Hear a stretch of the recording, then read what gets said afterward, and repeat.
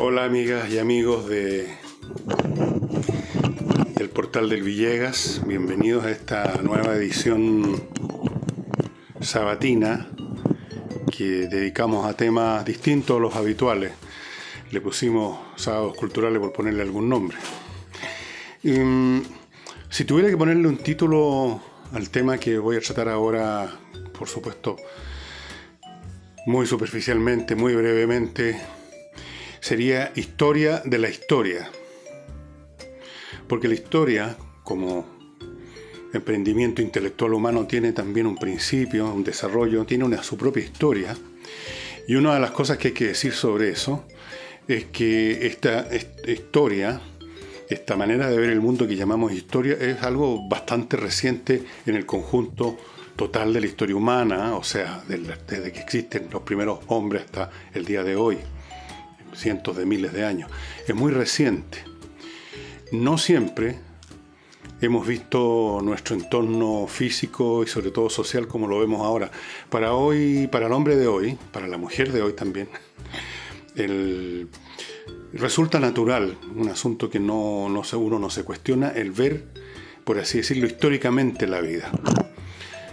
Incluso los fenómenos naturales sabemos, entendemos que no son entidades eternas, que son siempre iguales a sí mismas, sino que son procesos que tienen un origen y que a lo largo de ese proceso van cambiando sus condiciones de existencia. Tenemos una visión historicista, podríamos llamar, del entorno completo que nos rodea y especialmente de los asuntos humanos, pero no siempre fue así. Previo a la invención, porque se inventa en un momento determinado, ya vamos a ver la historia como manera de enfocar eventos pasados. Previo a eso, ni siquiera existía en realidad el pasado, como lo entendemos nosotros, como llamamos pasado, ¿no es cierto?, a un lapso, a un evento, a un periodo ocurrido antes en el tiempo y que tiene una conexión mayor o menor con los momentos del presente, con el presente. Antes no se vivía inserto en el tiempo. Podríamos decir que la humanidad era un poco como es la mente de un niño muy niño, que tampoco vive en el tiempo, que sabe, y quizás y lo sabe mejor que nosotros porque puede tener mejor memoria, sabe de eventos que le han ocurrido, pero no le han ocurrido, no están en tiempo pasado, no están en el tiempo, están ahí. Están ahí, ¿cómo lo pudiera explicar? El mundo era visto por esos antiguos, antes de la historia, y el mundo es visto por los niños. Del mismo modo como nosotros de vez en cuando hojeamos un viejo, muy viejo álbum de familia, no las fotos recientes, sino que esos álbumes de familia antiguos que eran con fotos de papel que se pegaban, y entre esas fotos nos encontramos con fotografías viejísimas, y no sabemos de quién, no sabemos nada. La estamos viendo, la foto. Sabemos que esas personas existieron, pero no sabemos cuándo, a menos que esté anotado, no sabemos quiénes eran, no sabemos su conexión con nosotros, simplemente las vemos ahí, detenidas, para siempre, iguales a sí mismas, sin historia, literalmente.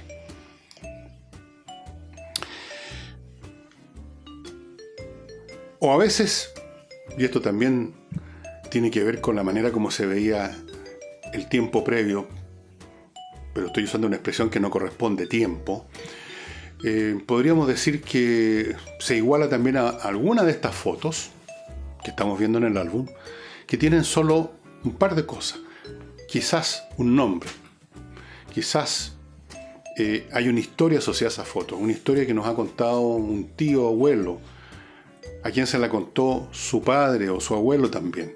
Entonces son historias vagas, son historias sin fecha. De esa foto no tenemos ninguna precisión respecto al cuándo se tomó. Tampoco está claro si lo que nos cuenta ese tío abuelo corresponde a la realidad, si no se distorsionó en este pasar de boca en boca. Y más o menos eso ocurría con el pasado para los que vivieron antes de los que comenzaron a hacer historia. Desde luego, en tiempos pasados, no había un registro del tiempo, del paso del tiempo, no había una manera de fechar los acontecimientos. Eso también es bastante moderno. Los griegos empezaron más o menos a ubicar los eventos en el tiempo de una manera muy imprecisa, muy genérica. Cosas que ocurrieron después de la primera Olimpiada, o de la segunda, o de la tercera, y así sucesivamente.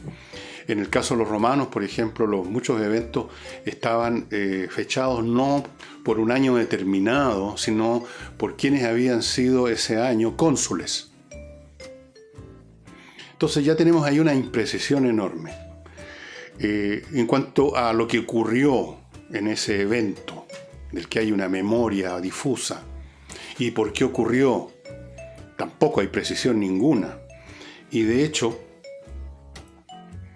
de esos eventos que se sabía lo más que habían ocurrido antes de nuestro nacimiento, sin fecha, la explicación era literalmente como un cuento de viejas, una tradición oral transmitida de generación tras generación, y que si acaso tomaba una forma, era la forma del mito o de la leyenda. Piensen ustedes, por ejemplo, en el caso de los griegos.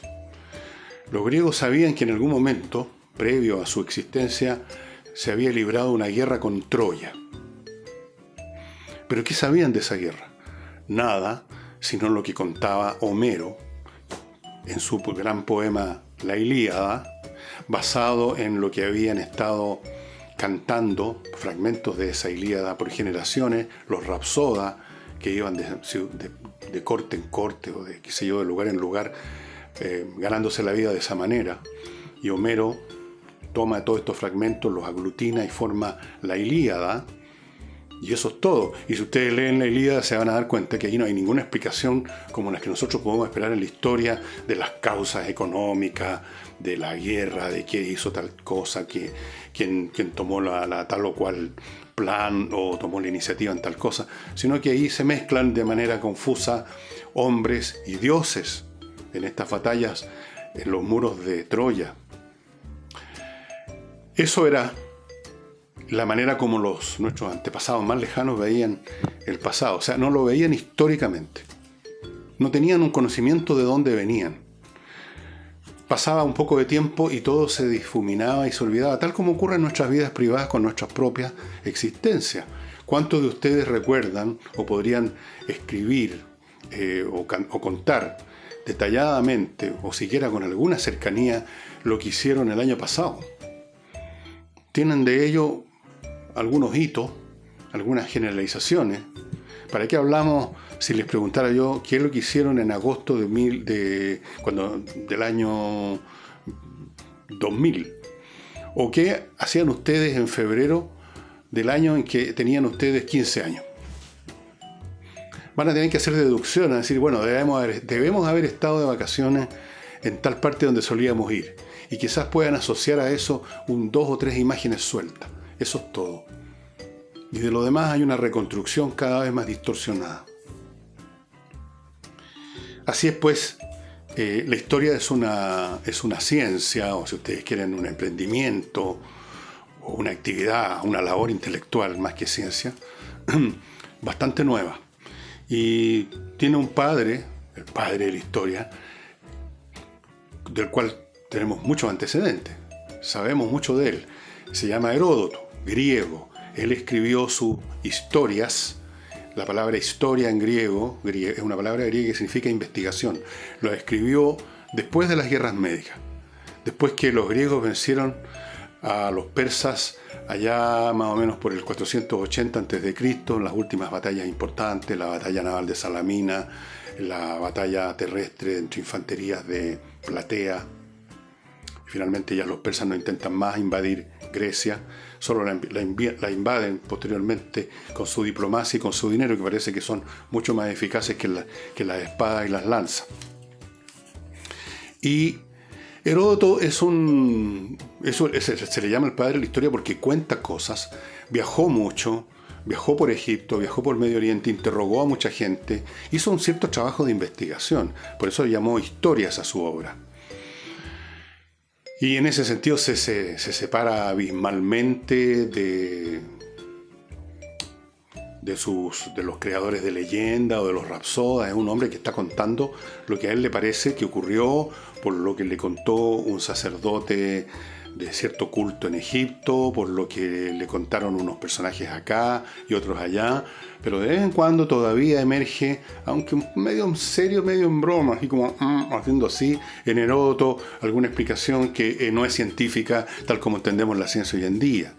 O sea, de pronto, en vez de explicar un fenómeno sobre la base de iniciativa de actos humanos, saca a relucir una generalización tal como que finalmente vino Némesis, vino la venganza de los dioses por haberse pasado la raya. Es un concepto muy griego. Y aquí tengo, para que vean ustedes cómo empieza este libro de la historia, los 9 libros de la historia. Es lo que escribió Heródoto. Esto es una versión de una colección que no me acuerdo, que heredé de mi padre y que la mandé empastar por ese motivo, supongo. Es muy vieja, no es la mejor. Esta es la que tengo en castellano, es del año 1941, ediciones Cercilla, Santiago de Chile, traducida del griego por don Bartolomé Pou, de un catalán parece. Yo no sé griego, así que no puedo juzgar sobre su traducción, pero este libro, como muchos otros, que me gusta leer varias veces para realmente sacarle el jugo, cada vez que releo un libro, lo releo en otro idioma, para así matar 2 pájaros de un tiro, releer el libro y reforzar o recordar o afinar o sacarle brillo o pulir el otro idioma. Y este que leí hace muchos años de nene, en castellano, es muy distinto a otro que no traje, que está en otro idioma. Es interesante a veces ver las diferencias de idiomas por la manera como los traductores traducen un idioma distinto, un tercer idioma. Puede ser el griego, el latín. El castellano tiene cierta tendencia un poquitito al cantinfleo, a la exageración, a la verbosidad. El inglés es mucho más conciso. Y así sucesivamente. ¿Y qué dice en su primer libro, en su primer capítulo, en sus primeras líneas, este señor que inventa la historia? Dice así: la publicación que Heródoto del Licarnaso, se nombra a sí mismo como en tercera persona, la publicación que Heródoto del Licarnaso va a presentar de su historia, o sea, de su investigación, se dirige principalmente a que no llegue a desvanecerse con el tiempo la memoria, fíjense, aparece el concepto de tiempo, la memoria de los hechos públicos de los hombres, ni menos a oscurecerse las grandes y maravillosas hazañas, así de los griegos como de los bárbaros. Ojo que los griegos llamaban bárbaro no a unos tipos que anduran a poto pelado. Todo personaje, todo ser humano que no fuera parte de la Hélade, que no fuera griego, que no estuviera dentro de la cultura griega, lo llamaban bárbaro. Después tomó la connotación que nosotros le damos a la palabra. Bueno, dice entonces, ni menos a oscurecerse los grandes y maravillosas hazañas, así de los griegos como de los bárbaros. Con este objeto refiere una infinidad de sucesos varios e interesantes y expone con esmero las causas y motivos, ese otro concepto nuevo, de las guerras que se hicieron mutuamente los unos a los otros. Y luego dice, la gente más culta de Persia y mejor instruida, o sea, porque él estuvo ahí, viajó mucho Heródoto, pretende que los fenicios fueron los autores primitivos de todas las discordias que se suscitaron entre los griegos y las demás naciones. Y aquí viene una historia de raptos de mujeres, que los fenicios raptaron a una fulana, después los griegos raptaron a otra, y ahí se origina todo el cuento. Entonces, Heródoto, vean ustedes, se ubica ya en el tiempo, se ubica en el pasado, se ubica en la memoria. Eso es completamente nuevo. Pero, repito, si ustedes leen estas historias que son muy entretenidas, y muchos historiadores modernos no tienen otra fuente de información para muchas cosas de ese pasado que Heródoto, se van a encontrar con cosas muy entretenidas, muy informativas, y de vez en cuando aparecen los dioses o cosas así, pero muy, muy al margen, un poco como si más bien Heródoto estuviera pagándole un servicio de labios para afuera a lo que esperaba el público medio de Grecia, porque Heródoto hizo conocer su obra no con una editorial, no, eso no existía, sino que en la plaza pública, en Atenas, leía su obra. Y después, por supuesto, se copió la suficiente número de veces como para que haya resistido el paso del tiempo, que todo lo corroe. Como decía otra persona, no yo.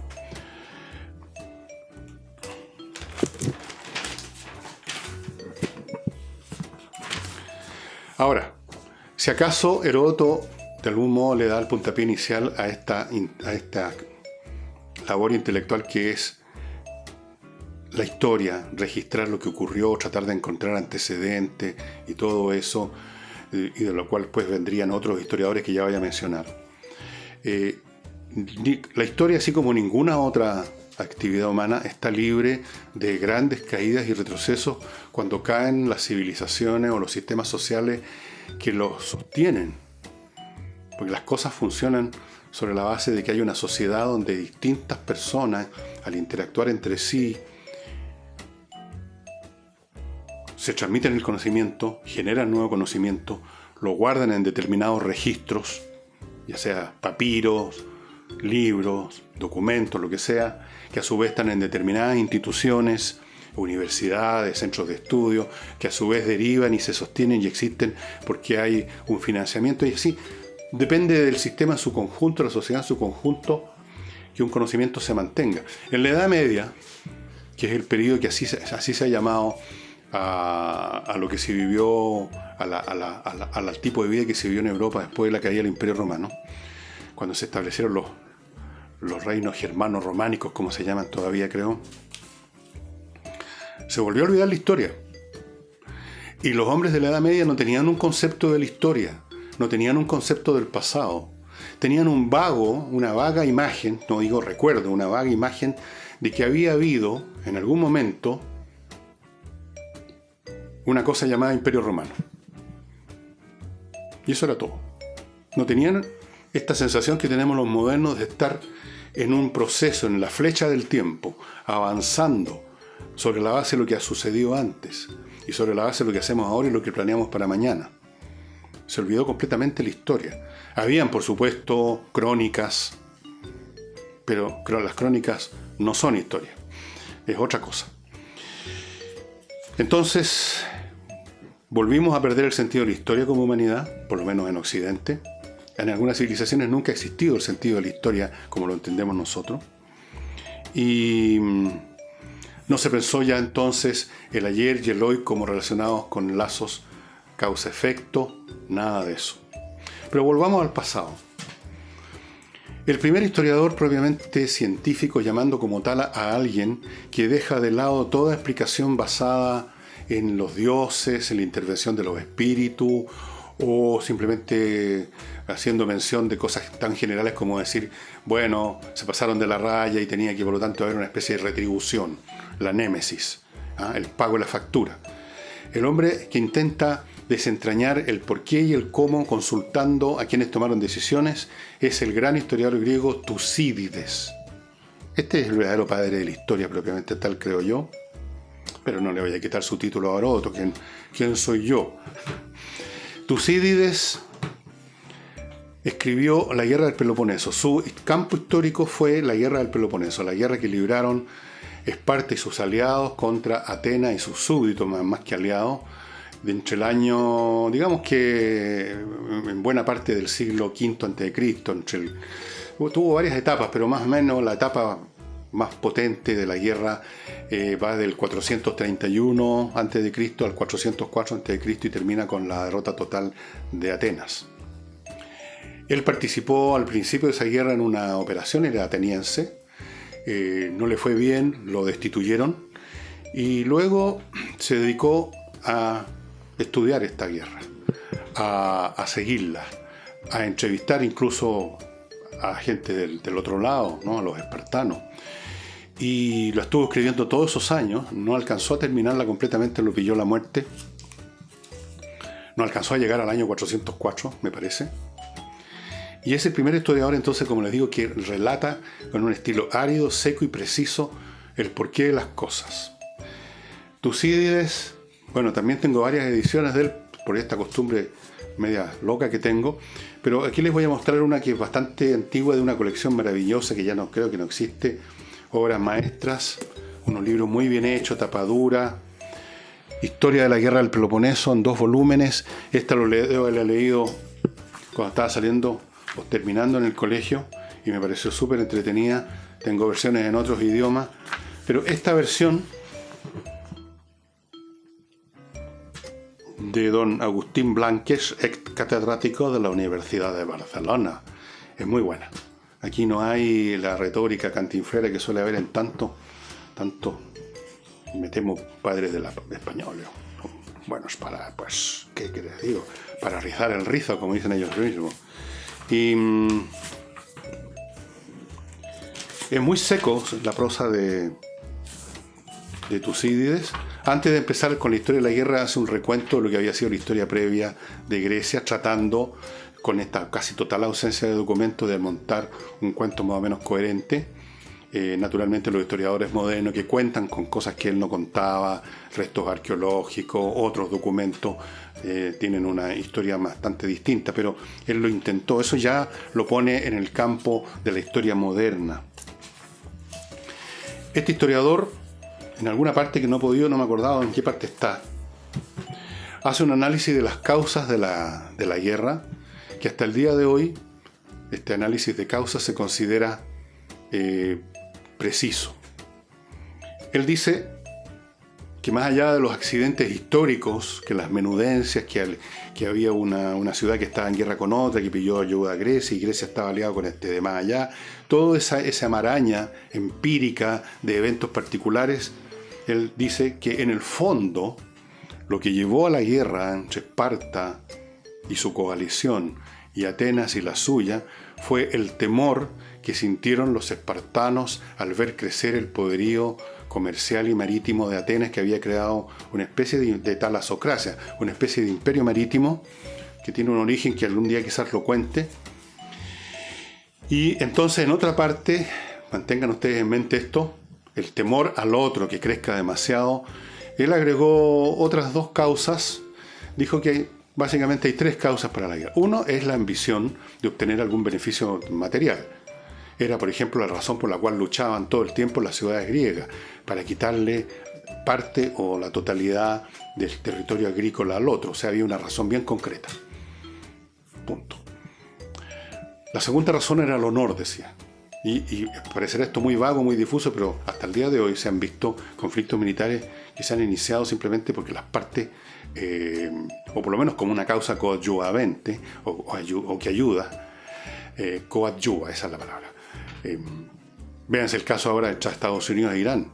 Los iraníes, si acaso llegaran a entrar en un conflicto suicida, diría yo, con Estados Unidos, va a ser en parte porque el sistema político iraní no se podría sostener si aparecen los clérigos, digamos, bajando el moño frente a los norteamericanos. Hay una cuestión de honor, hay una cuestión de prestigio que es importante. Esa es otra de las causas que menciona Tucídides. Y la tercera es la que acabo de mencionar, la primera que mencioné, en el sentido de que el crecimiento del poderío de alguien, que es más o menos vecino nuestro, o está en alguna parte del mundo que nos puede afectar, como ocurre ahora entre China y Estados Unidos, el crecimiento nos hace temer que eventualmente, si ese adversario sigue creciendo, va a tener tanto poder que eventualmente un día nos va a subyugar, nos va a pisotear, nos va a avasallar, nos va a convertir en vasallos. Y ustedes si leen las explicaciones, los raciocinios, las discusiones, los debates que hay en Estados Unidos respecto al crecimiento en poderío económico y militar de China, se van a dar cuenta, a veces está muy en la superficie, otras veces un poco más escondido, está el temor de verse desplazados de su lugar como la principal superpotencia, la superpotencia del mundo. He ahí entonces Tucídides y su guerra del Peloponeso. Este es el primer historiador propiamente tal de la historia, el primer historiador de la historia. Ahora, no voy a hacer no voy a mencionarle porque no hay tiempo en primer lugar y no creo que les interese tampoco mencionarle la cantidad de historiadores importantes que se desarrollaron posteriormente o contemporáneos a Tucídides, un poco después. Ahí está Genofonte, hay otros cuyos nombres en este momento no recuerdo, están los romanos, está Suetonio, Tácito, Dion Casio, un montón.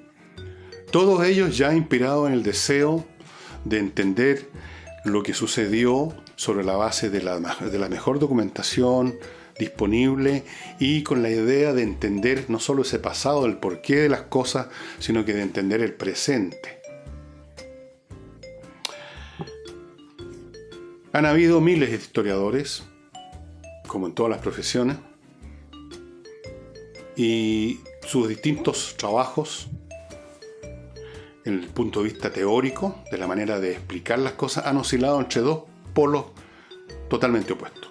Uno, la idea de que hay leyes de desarrollo histórico, que hay un determinismo en la historia, que algo determina que las sociedades pasen por ciertas fases y que dadas ciertas circunstancias se van a producir otras. De hecho, el propio Tucídides, que en esto también se adelanta su tiempo, dice por ahí que él cuenta estas cosas porque dado, dice, que los ciclos históricos se repiten, es bueno que la gente sepa qué es lo que ocurrió cuando se dan estas circunstancias que ustedes van a vivir de nuevo en algún momento.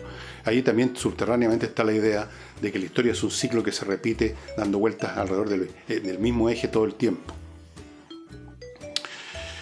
Por el otro lado, en el otro polo están los que piensan que no hay ninguna ley, que la historia es simplemente un proceso absolutamente particular, que no obedece ninguna regla, y que hay que estudiar, y que por lo tanto no es una ciencia nomotética, no es una ciencia basada en principios, sino que es simplemente una narrativa que puede ser lo más precisa posible, con una explicación particular para esos eventos y que solo valen para esos eventos. Esos son los dos polos. Luego tenemos montones de variantes en cuanto al mecanismo que distintos autores han supuesto que determinan esas leyes históricas. Tenemos los ciclos que se repiten de Tucídides, tenemos la teoría de Toynbee, que alguna vez les conté acá, el hecho de que las civilizaciones, ese era su sujeto histórico, enfrentan desafíos que pueden responderlo de forma creativa o no. Si no lo responden de forma creativa, esa sociedad se congela, eventualmente se embalsama, emerge en vez de una minoría creadora, una minoría dominante que mantiene las cosas a la fuerza todo el tiempo que se pueda para mantener su propia posición. Después está la teoría hegeliana. Hegel ve como factor causal, como el agente de todo, el espíritu absoluto que se manifiesta también en el campo de los eventos humanos. Hay que leer su filosofía de la historia. Luego tenemos Marx, que se inspira en la dialéctica Hegel, pero él dice: la voy a dar vuelta, la voy a poner, en vez de estar patas para arriba, la voy a poner como debe ser, y entonces inventa lo que él llamó el materialismo dialéctico, que es una cosa más o menos entre interesante, entre compleja y entre confusa. Y en fin, sucesivamente hay un buen número de visiones. Después tenemos variaciones en cuanto al sujeto. Están estos grandes historiadores que estudian civilizaciones completas y tratan de entender las leyes y pasan de una civilización a otra y buscan los factores comunes, lo que hizo Toynbee, lo que hizo Spengler de una manera un poco más mística, o sea, mucho más mística. En cierto sentido, lo que hizo Marx, que entiende que la dinámica de la historia es la lucha de clases y examina las distintas fases, la sociedad esclavista, la sociedad feudal, la sociedad burguesa, o sea, capitalista, y luego la gran revelación, el paraíso comunista que va a llegar, y ahí se acaba la historia supuestamente. Como todo, es una teoría que se llama una teoría cosmológica en el fondo de la historia humana, una teoría escatológica, o sea, una teoría que pretende decir cómo va a ser el fin de las cosas, el día del juicio final, digamos. Varían según sus sujetos. Hay historias de naciones, hay historias de civilizaciones, hay historias de eventos muy particulares en el tiempo, hay historiadores de un pueblo, el historiador del pueblo, del pueblo Pelotillehue podría ser, que cuenta la historia de Pelotillehue y nada más. Hay historiadores de la historia del mundo entero, como uno que les voy a mostrar en un momento más. En fin, varían entonces enormemente las teorías y visiones además están sujetas a la moda, al ambiente cultural que en un momento dado se vive. Por ejemplo, en el siglo XIX, después de la teoría de la evolución de las especies de Darwin, hubo una gran infusión de darwinismo, yo creo que una infusión equivocada, en el campo de las ciencias humanas, y entonces se decía de que las sociedades también compiten y que las más eficientes, las más eficaces son las que vencen y las otras van quedando en el camino. Está la teoría racista que desarrolló un francés, no los alemanes, un francés llamado Gobineau, que determinó de que las razas son distintas en sus calidades espirituales y obviamente que la raza que para él le consideraba superior a todas era la raza aria, que sería el padre de la cultura en todas partes, incluso en su propio país, en Francia. Y así sucesivamente. Todo lo que ustedes quieran. Ahora, todos los historiadores, ya sean los historiadores así de gran calado, los historiadores chiquitos, hasta el historiador de Pelotillehue, se encuentran con el mismo problema, que es imposible aprehender en su totalidad y controlarlo y mirarlo como en un laboratorio su sujeto, que son los acontecimientos, porque esos acontecimientos ya no existen, se desvanecieron, son parte del pasado. Lo que tenemos del pasado son documentos, crónicas, fotos ahora, edificios, reliquias, leyendas, versiones, todo eso. Que a su vez cada una de esas cosas son solo una fracción mínima de la totalidad de la vida. Entonces, por necesidad, la historia ya tiene ahí un problema enorme. El problema aumenta porque aún dentro de este universo ya muy reducido de documentos que se tienen, la inmensidad es tan grande que es preciso escoger. Esto especialmente es cierto con los tiempos más modernos, en que hay mucho documento, mucho material. Entonces los historiadores tienen que escoger y en ese acto de selección se pueden filtrar, de hecho se filtran sus visiones previas acerca de lo importante y lo que no es importante. Por eso es que, como decía un historiador, no hay la historia de tal o cual cosa, sino que una historia de tal o cual cosa. Hay una historia de Pelotillehue y hay otra historia de Pelotillehue, pero no hay la historia de Pelotillehue. Y por supuesto no se puede controlar el sujeto histórico que no existe, ya no está en las manos. Esto no es como en un laboratorio donde uno quiere controlar cuál es el efecto de esta variable en esta otra y aísla todas las demás cosas y hace un experimento.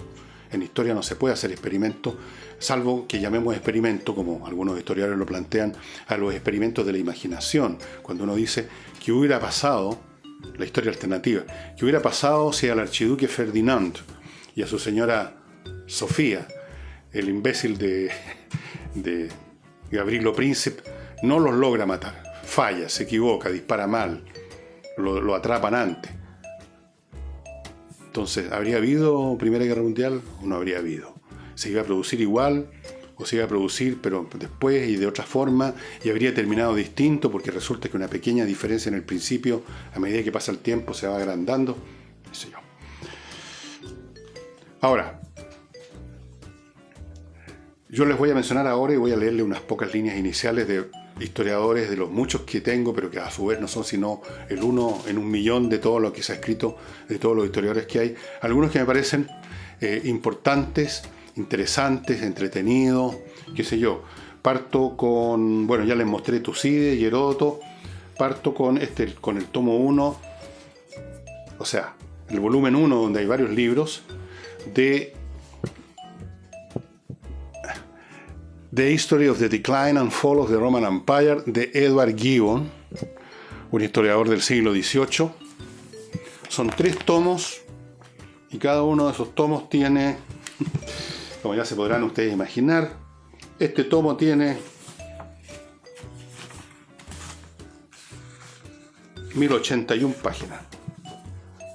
Lo he leído 3 veces, entre paréntesis, 2 veces en inglés, otra en francés, en castellano no, porque la traducción que hay es una cosa para la risa, la que yo conozco por lo menos no vale la pena.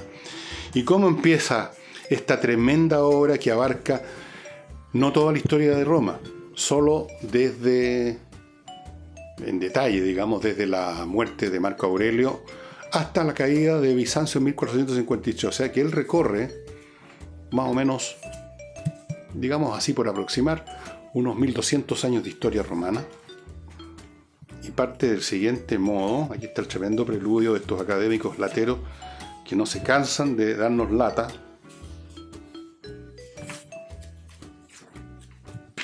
Y parte así. Capítulo 1. En la segunda centuria, en el segundo siglo de la era cristiana, el imperio de Roma comprendía la parte más grata o agradable de la tierra y la porción más civilizada de la humanidad. Las fronteras de esa extensiva monarquía estaban resguardadas por su anciano renombre y un valor disciplinado, se refería a las legiones. La suave pero poderosa influencia de las leyes y las costumbres habían gradualmente cementado, cohesionado la unión de las provincias. Sus pacíficos habitantes disfrutaban y abusaban de las ventajas de la riqueza y el lujo.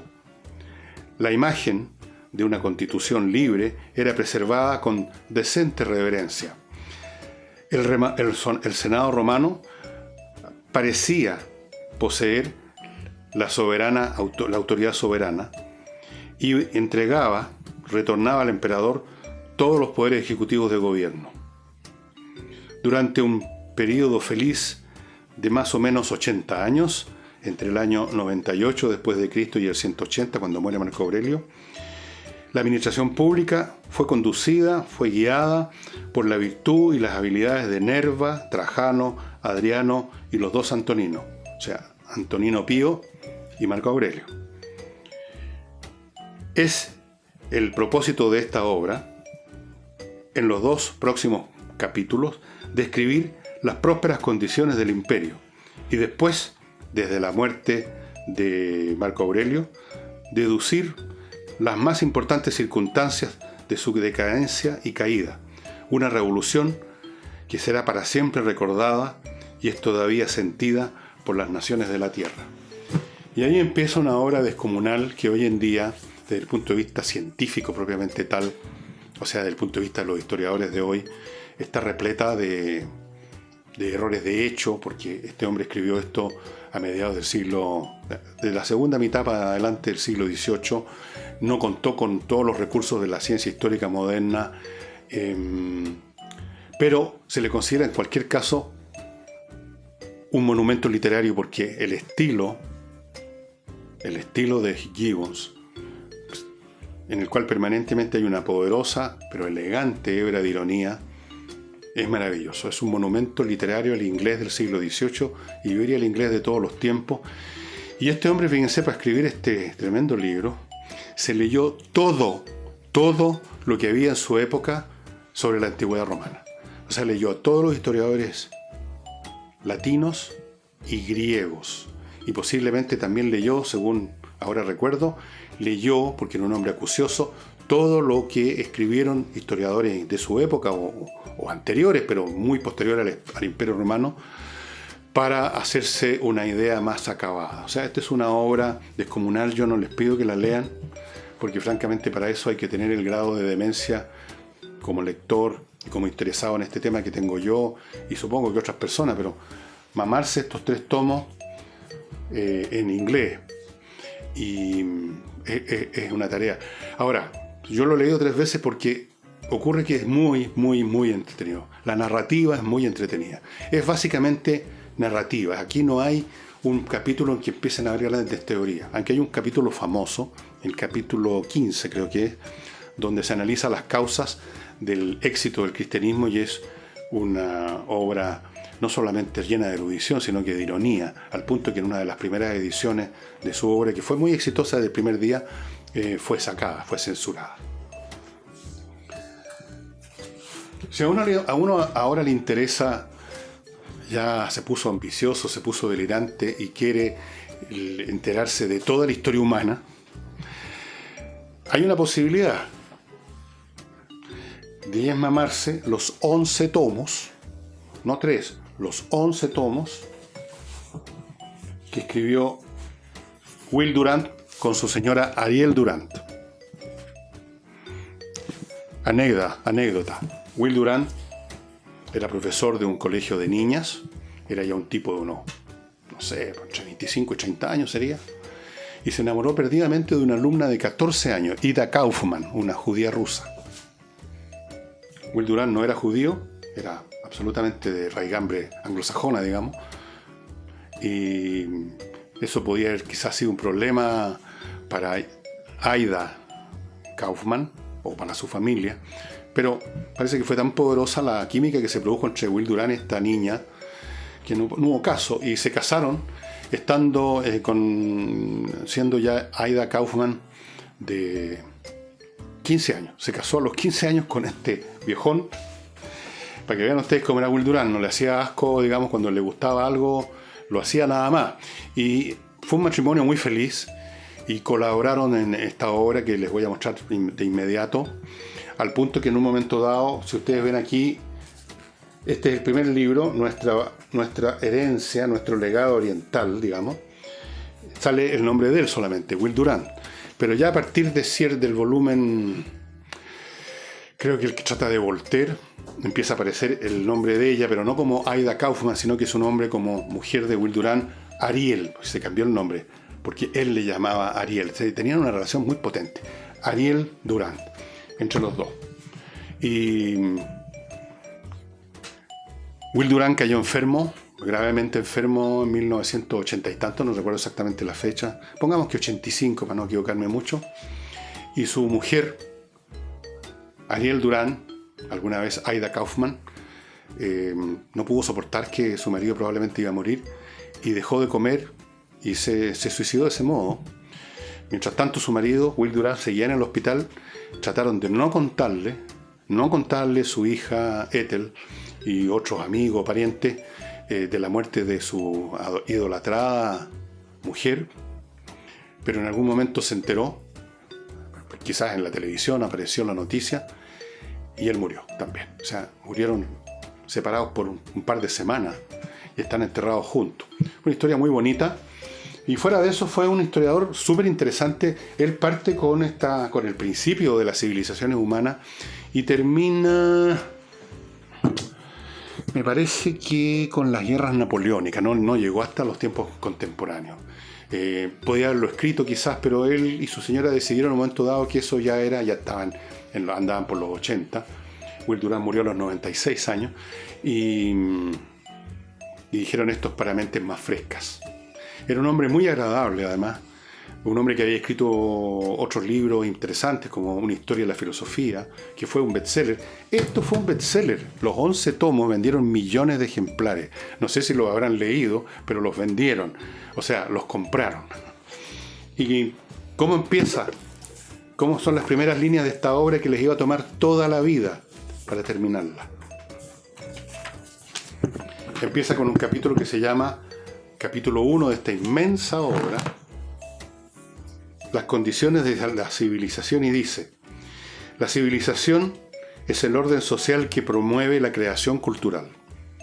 4 elementos la constituyen: recursos económicos, o sea, una provisión de medios económicos, organización política, tradiciones morales y la persecución o la búsqueda, el desarrollo, el cultivo del conocimiento y de las artes. Comienza cuando el caos y la seguridad terminan. Cuando el miedo es superado, la curiosidad y el deseo de construir se quedan libres y los hombres pasan por un impulso natural hacia el deseo de entender y embellecer la vida. Y en toda la obra de Durant, que nunca dejó de ver los horrores de la historia humana, siempre hay un elemento muy positivo, muy propio casi del siglo XVIII de los optimistas filósofos del iluminismo francés, de que con todas las guerras, las brutalidades, las estupideces, los ríos de sangre que han corrido en la historia humana, se va produciendo progreso, cosa que es cierta. Y que él decía, muchos historiadores ven la historia como un río y ven en ese río la sangre que corre, pero no ven que en las orillas del río se está construyendo. Bueno, este libro fue bastante popular por lo que yo recuerdo y creo que lo contaba en alguna ocasión. Por lo menos era popular comprarlo, no sé si leerlo, en los años que yo era niño chico, los años 50. Y no era raro encontrar en las repisas de la clase media de esa época que leía en vez de ver televisión o ver una pantalla todo el día hasta cuando caminan en la calle. No era raro verlos 1, 2, 3 y a veces todos los tomos de esta historia de la civilización, que está en traducción castellana. Esta versión la compré yo en eBay, es la versión original en inglés, pero esta edición, bueno, este libro, el primero, es del año 35, pero esta edición no es del año 35. Antes de terminar, les quiero recordar, amigos, Lo que les recuerdo todos los sábados, que es esta caja que se vende en espacioajedrez.com, esta caja que le trae un tablero, las piezas y un documento que les voy a mostrar, que trae una clave que les permite ingresar para toda la vida, sin ningún costo adicional, completamente al espacioajedrez.com, donde ustedes se van a encontrar con un montón de elementos relacionados con el ajedrez, partidas, cursillos, entrevistas a maestros, etc. Les repito lo que les he dicho muchas veces, no imagino un mejor regalo para un niño. Sencillamente no lo imagino. Quizás un instrumento musical también. Y no imagino un mejor regalo para cualquier persona, porque el ajedrez, aunque uno sea el más mediocre de los jugadores, como es el caso mío, que yo oscilo entre malo y mediocre en los mejores días, malo casi todos los demás, no importa. Es un gran ejercicio mental, absorbe la mente, produce satisfacción de estar pensando, y para los niños, ¿qué les digo? Todos los beneficios que trae para su formación intelectual. Así es que entren a espacioajedrez.com, ahí compran la caja. ¿Está saliendo? Sí. La caja está muy bien hecha, el tablero está de muy buena calidad, las piezas también, son piezas grandes, muy cómodas de usar, y el documento para entrar para siempre, sin costo adicional, sin suscripciones mensuales, anuales, nada. Y finalmente, estimados amigos, para los que están interesados en entender la historia del mundo pero no están dispuestos a mamarse los 11 volúmenes de Durant, yo recomiendo la mejor historia universal que se ha escrito en la segunda mitad del siglo XX, no superada hasta el día de hoy, y que es tan castellano también, Historia del mundo, básicamente del gran historiador J.M. Roberts, y en este caso, en la última edición, cuando ya Roberts había muerto, con algunos agregados posteriores por los hechos que ocurrieron después, de un historiador nórdico, el señor Odd Arne Bestad, que es un tremendo historiador también. Este libro, Historia del mundo, es realmente soberbio porque no solo es completo, sino que su enfoque, esto no es una historia de un país al lado del otro, ya la historia de Francia entera, ahora la de Alemania, la de esto, lo de los rusos, no, es la historia de la humanidad y cómo va esa historia, por así decirlo, pasando la posta en distintas instancias, en distintas sociedades, en distintas personas, incluso en un momento dado, etcétera, etcétera, etcétera. Y el primer capítulo empieza diciendo: las raíces de la historia reposan en el pasado prehumano. Y es difícil, pero importante, tratar de entender cuán lejano ese tiempo es. Si imaginamos que un siglo es como el tiempo que transcurre en un tremendo reloj, marcando, si toda la historia humana es un siglo, entonces, con ese referente, dice, los europeos comenzaron a habitar América hace solo 5 minutos. Un poco menos de 15 minutos atrás, antes de eso, apareció la cristiandad. Un poco más de una hora atrás, la gente, los seres humanos comenzaron a habitar, a poblar el sur de Mesopotamia, de donde pronto se desarrollarían las primeras grandes civilizaciones que conocemos, los sumerios, etc. Así es. Con un siglo, o sea, considerando que los seres humanos propiamente tal, Homo sapiens sapiens, probablemente tengamos como mínimo unos 500.000 años, y la historia de Sumeria, los egipcios, las primeras civilizaciones importantes, partieron 3.000-4.000 años antes de Cristo, o sea, hace 6.000 años nomás. Comparen 6.000 con 500.000. Y aún si agarramos el periodo neolítico, cuando se inventa la agricultura y empiezan a aparecer ciertos poblados, ciertas sociedades más o menos chicas, no todavía civilizaciones, ahí nos podemos remontar a lo más unos 10.000 años antes de Cristo, o sea, unos 12.000 años a partir de ahora. Es un tremendo libro, es lo mejor que he leído, lo he leído 2 veces también. Lo leí primero en la edición una edición más antigua en que estaba solamente J.M. Roberts, que la terminó de escribir cuando ya estaba muriendo, y de hecho se despide, en su prólogo se despide, dice: no creo yo que vaya a poder repasarla de nuevo. La tengo tupida con notas. Estupendo libro, lo recomiendo, y como les digo, estoy casi seguro que esa obra está en castellano. Y creo que me he recontrapasado de tiempo, pero está bien. Yo espero que la tarjeta no me falle ahora.